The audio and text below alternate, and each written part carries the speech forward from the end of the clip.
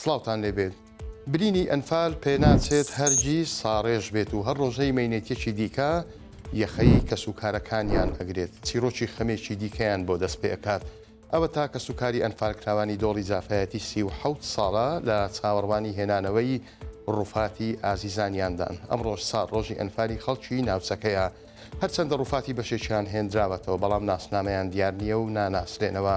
قۆناغی یەکەمی شاڵاوی ئەنفال لەلایەن ڕژێمی بەعسەوە لەو دۆڵە دەستی پێکرد تایدا 25 تاکو 30 گوندی سنوورەکە تەخت کران و 482 کەسیش لە دانیشتوانەکانیان ئەنفال کران. شەماڵ محەممەد تاقانەی ئەنفالە لە دۆڵی جافایەتی قسەی بۆ 964 کردووە دەڵێت گەڕانەوە و ناسینەوەی تەرمی کەسوکارەکانمان لە پێشەبوو بەرژەوەندیە مادیەکانەوە داناوە بەڵام وەک پێویست ئەو داواکاریانەمان لە بەرچاو نەچیراوە تا ئێستاش ناسنامەی بەشێکی ئەنفالکراوانی دۆڵی جافایەتی دیار نییە. ئەوە خەمێکی گەورەیە و ئەوە تا نەسرین کەریم کە یەکێکی دیکە لە کەسوکاری ئەنفالکراوانە بە 964 ورد نازانین کامیان گۆڕی ئازیزەکانمانە ئەسینە سەر گۆڕەکان و فاتحات ئەخوێنین و تەواو. تا ئێستا لە کۆی ئەو 485 ئەنفالکراوی دۆڵی جافایەتی تەنیا ڕووفاتی 200 کەسیان گەڕێنراوەتەوە.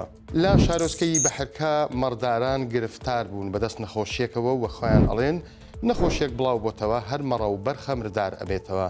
سیامان زەبار یەکێک لە مەڕدارەکانی سنووری بەحرکە لە سنووری هەولێر بە 964 ورد 5 ڕۆژە بەبێ هۆکار مەڕ و بەرخەکانمان مردار دەبنەوە. دەرزی و دەرمانیشیان پێداون بەڵام هیچ چارەیەک نییە و بەردەوامە. وەک باسی ئەکات شەو ئەخەون گرفت نییە بەڵام کاتێک بەیانی لە خەو هەڵەسن 4 بۆ 5 مەڕ و بەرخیان مردار بوونەتەوە.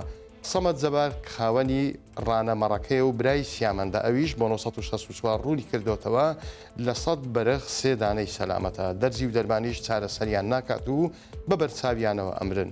وەک ئەوەش دەڵێت تاعونە و بڵاو بۆتەوە. ئەمە لە کاتێکدا نەخۆشی تەبەکە یاخود تەبەقەش لە ناو ئاژەڵە لە ناوچەکانی ناوەڕاست و باشووری عراق بڵاو بۆتەوە و بەسەدان ئاژەڵی کوشتووە.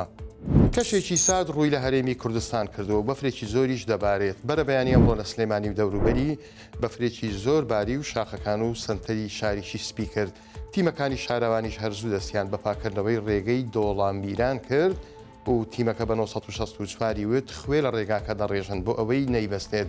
لای خۆشیەوە بەڕێوەبەراتی هاتوچۆی سلێمانی بە هاوکاری ئاسایش بۆ ئەوەی هاوڵاتیان تووشی گرفت و ئاسێبوون نەبن لە چیاکان ڕێگەی چای گۆیشیان داخست و ڕێگەیان نەدا هاوڵاتیان بچنە ئەوێ بەڵام ئیتر خەڵک ناوەستن و لە دۆڵە میران ژمارەیەک هاوڵاتی خەریکی شایی و هەڵپەرچێ بوون و کردبوویان بە بەزمی خۆیان و تەپڵ و نایە و گۆرانی بێژانیش لەوێ بوون. شەڕە بەفرەکەش تەواو کرا و جەوێکی خۆشیان دروست کرد. کەشناسی هەرێم پێشبینی ئەکات سبەینی یەکشەممە بەفربارین لە سلێمانی بەردەوام بێت. هەروەها لە سەنتەری پارێزگای هەولێر و کەرکووکیش بەفر ببارێت و سەرماکە بە بەردەوامی هەبێت. ئەمڕۆ تێکدان و ڕووخاندنی بازاری میلی سیم لە هەولێر دەستی پێکرد و بازارەکە بۆ بازاری سپی دەگوازرێتەوە کە بازارێکی مۆدێرنە و تازە دروست کراوە. ئەنجومەنی بازارەکە ئەڵێت لە سبەی یەکشەمەوە دوکاندارەکان دەتوانن کلیدی دوکانەکانیان لە بازاری سپی وەربگرن. بازارەکە دەمێک بوو کێشەی لەسەر بوو تا دوازار بڕیاری تێکدانی درا چونکە ئەکەوێتە ژێر تاوەرە گەورەکانی پاڵەپەستۆی بەرزی کارەبا و ئەڵێن مەترسیدارە. چەند جارێکیش بازارەکە سوتاوە. گەرمیان کاوان زومەنی بازاری سیم بە 964 ورد ئێستا بەشێک لە دوکاندارەکان دەستیان کردووە بە تێکدانی دوکانەکان و گواستنەوەی کەلوپەلەکانیان وتیشی سبەی لیژنەی تایبەت بە بازاری سیم دوکاندارەکان ئاگادار ئەکەنەوە دەتوانن بچن لە شارەوانی 6 پسوولەیان وەربگرن و لە بازاری سپی دەست بەکار بن بە تایبەت ئەگەر بەشێکی قستەکانیان دابێت.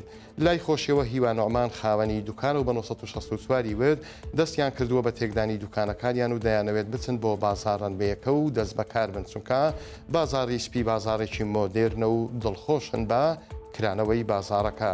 بەشێک لە دوکاندارەکان بۆ بڕیارە ناڕازی بوون بەڵامی ترچاریان نییە و بازاری سیم تێک ئەدرێت و هەڵئەگیرێت. کاتێکی خۆش بۆ هەموو لایەکتان.